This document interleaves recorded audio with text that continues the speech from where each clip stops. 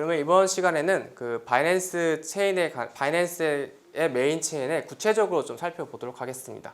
네, 크게 두 가지를 살펴볼 예정입니다. 먼저 거버넌스 구조, 그리고 이더리움 2.0과는 어떤 차별점이 있는지에 대해서 구체적으로 살펴보도록 하겠습니다. 네, 먼저 이제 진행하기 앞서 먼저 배경 지식을 드리려고 합니다. 지분 증명 방식, 즉 POS의 합의 구조가 어떻게 되는지를 좀 먼저 설명을 드리고요. 그 다음에 또 뒤에 나오는 위임 지분 증명에 대해서 합의 구조를 설명드리도록 하겠습니다. 왜 제가 이걸 설명을 드리냐면은 바이낸스는 여러 가지 이제 합의 알고리즘을 이제 혼합해서 쓰고 있지만 그 중에서도 이제 지분 증명과 위임 지분 증명을 이제 많이 착용해서 쓰고 있기 때문에 이 두 가지를 배경 지식으로 먼저 설명을 드리도록 하겠습니다.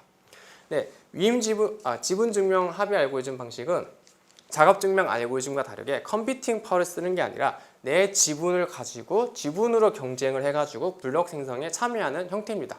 다시 말해서 비트코인이랑 기존의 이더리움 1.0 같은 경우에는 내 컴퓨팅 파워가 많으면은 블록 생성에 참여할 수 있는 권한이 확률이 높아지는데 POS 같은 경우에는 지분이 많거나 지분을 오랫동안 보유했을 때에 내가 이제 블록 생성에 참여할 수 있는 확률이 높아지는 구조입니다. 그래서 이제 보시는 바와 같이 지분을 이제 내가 받아서 이거를 내가 만약에 지분이 많았을 때 내가 이제 검증자로 임명이 되고 그리고 검증자 임명이 되면 블록의 생성에 참여할 수 있고 이 블록이 맞는지 안 맞는지 검증할 수 있는 이러한 구조로 되어 있습니다. 네, 그리고 이제 디포스는요, 이 POS를 이제 보완하기 위해서 등장했습니다. 그 지분 증명, 즉 POS는 두 가지 이제 단점이 있습니다. 첫 번째는 초기 코인 분배 문제, 즉 초기에 내가 많은 지분을 가지고 참여했을 때에 계속해서 내가 이제 블록 생성하고 보상을 받음으로써 내가 계속해서 더 많이 점점점 이제 블록의 생성에 참여할 수 있는 즉 악순환 초기에 참여를 잘했을 때 점점점 더 참여할 수 있는 확률이 높아지는 즉 승자 독식 문제가 있는데요. 예를 들어서 처음에 내가 지분을 많이 가지고 블록 생성에 참여하게 되면 나는 이제 높은 확률로 블록 생성에 참여할 수 있게 되고 그걸 보상을 받고 그 보상을 또 지분으로 바꿈으로써 나는 점점점 선순환 구조 형태로 블록의 생성에 확률이 높아지게 되는 구조인데요. 그렇게 되면은 기존에 이제 많이 블록 생성으로 이제 보상을 받았던 사람들만 이제 생성에 더 많이 참여할 수 있게 되는 문제가 있고 그리고 두 번째는 nothing at stake 다시 말해서 이제 블록 생성을 누구든지 참여할 수 있기 때문에 악의적인 검증자들도 반드시 있습니다. 그래서 이 악의적인 검증자들이 비용이 들지 않기 때문에 전 시간에도 말씀드렸다시피 코스트 리스트 시뮬레이션에 문제가 발생하게 됩니다. 그래서 디포스는 승자 동식 문제 그리고 이제 코스트 리스트 시뮬레이션 문제를 해결하기 위해 등장을 한 합의 알고리즘이고요. 그럼 디포스는 어떻게 이 두 가지를 해결했냐면요.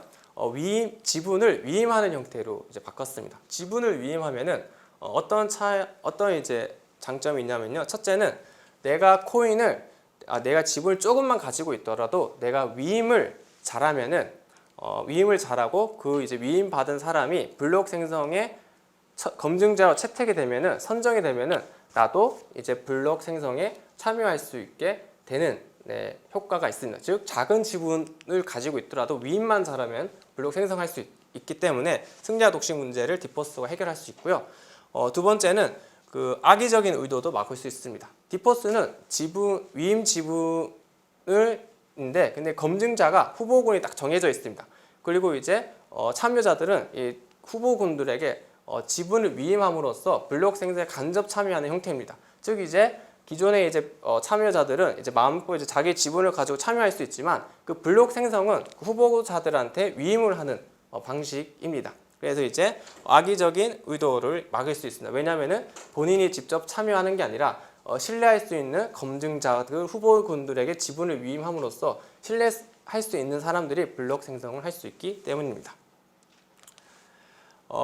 그래서 디포스 같은 경우에는 이제 지분 증명은 내가 지분을 가지고 블록 생성에 직접 참여했다면 위임 지분 증명 방식은 내가 지분을 가지고 있는 건 맞으나 내가 블록 생성에 직접 참여하는 것이 아니라 제3자한테 지분을 위임함으로써 참여하는 구조라고 보실 수 있습니다.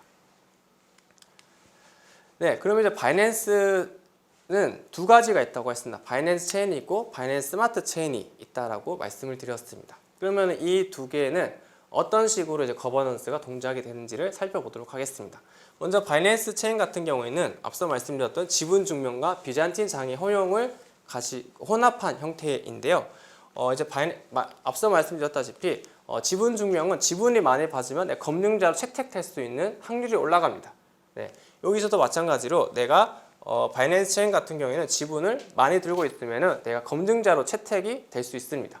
근데 검증자로 채택됐다고 해서 내가 이제 바로 블록을 만들 수 있는 게 아니라 11명의 이제 검증자로 채택이 되고요. 이 11명의 검증자가 채택이 되게 되면 이 블록을 생성할지 말지에 대해서 찬반을 가리게 됩니다. 찬반을 가리게 돼서 3분의 1을 초과한 투표를 얻어야지 그 이제 바이낸스의 블록을 만들 수 있게 되는, 즉 비잔틴 장의 허용도 함께 사용을 하고 있습니다. 그리고 물론 이제 이 블록 생성이 끝나게 되면은 이제 내가 이제 지분으로 넣었던 거는 당연히 리펀드 받게 되는 구조입니다. 네, 바이낸스 스마트 체인은 디포스와 권한 증명 방식을 결합한 형태입니다. 권한 증명은 특별한 게 없습니다.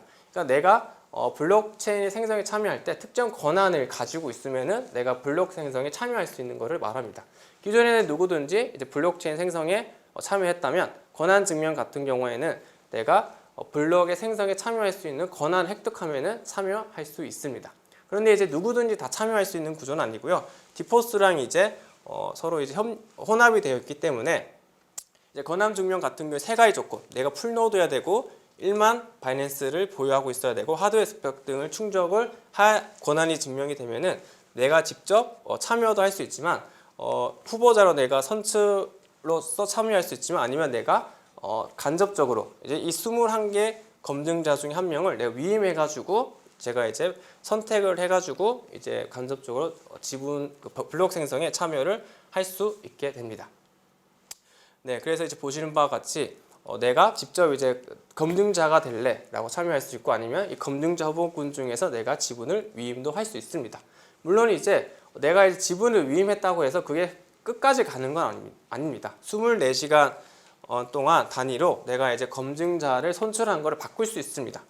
그 중에서 이제 리딜레이게이트는 내가 이제 위임한 이제 바이낸스를 일부를 빼서 다른 검증자한테 줄 수 있거나 아니면 전부를 다른 검증자한테 줄 수 있는 거고요.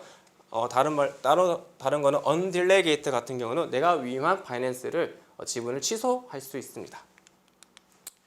그러면은 이러한 것이 이더리움과 어떤 차별점이 있는지를 좀 다루도록 하겠습니다. 바이낸스는 앞서 말씀드렸다시피 이러한 특징들이 있고요. 반면 이더리움 같은 경우에는 기존에는 1.0만 있었다면 이더리움이 이제는 2.0이 이제 등장을 하고 있습니다. 이더리움 2.0 같은 경우에는 2022년에 예정되어 있고요. 그 중에서 이제 2020년에 12월에 비콘 체인이라고 출시가 됐습니다. 이 비콘 출신이 이더리움 2.0의 메인 체인을 담당할 예정이고요. 물론 이제 2020년 12월에 비콘 체인이 출시했다고 해서 이더리움 1.0을 바로 대체하지는 않습니다. 22년까지 이더리움 1.0과 이더리움 2.0이 상호 보완하면서 이제 움직이는 형태가 될 예정입니다. 참고로 이제 이더리움 2.0은 지분 증명 방식을 사용합니다. 지분 증명 방식을 사용하고 있고요. 그 확장성은 아직까지 알려져 있지 않지만 1000TPS 정도일 것으로 생각을 하고 있고요. 블록 생성 속도는 12초 정도 생각하고 있습니다. 수수료 부분에 있어서도 이더리움 2.0에서는 조금 이제 떨어질 전망이긴 하나 여전히 높을 전망이고요. 그리고 참고로 이제 크로스 체인, 바이낸스가 크로스 체인 형태의 두 개가 동시에 운영되고 있다면 이더리움도 마찬가지로 이더리움 1.0, 이더리움 2.0이 크로스 체인 형태로 운영되고 있습니다. 하지만 2020년 이후에는 이더리움 1.0에서 2.0으로 이제 모두 옮겨갈 예정입니다. 그래서 이제 보시는 바와 같이 이제 바이낸스가 조금 우위에 있어 보입니다. 물론 이제 이더리움이 이제 바이낸스보다 특장점이 없는 것은 아닙니다. 이제 바이낸스보다 우위에 있는 거는 두 가지가 있는데요. 첫째는 샤딩이라는 게 있습니다. 샤딩이 뭐냐면 블록의 생성 구조를 소그룹으로 나누는 겁니다. 즉 다시 말해서 기존에는 이제 한 곳에서 하나의 블록이 만들어졌다면 이더리움 2.0에서는 샤딩을 적용해서 즉 64개의 하위 그룹을 만들어서 64개 블록이 동시에 생성될 수 있도록 할 예정에 있고요. 그리고 이제 영지식 증명 알고리즘을 적용을 해가지고 이제 블록의 생성에 참여하는 개인 정보들도 보호할 수 있게 하는 특징이 있습니다.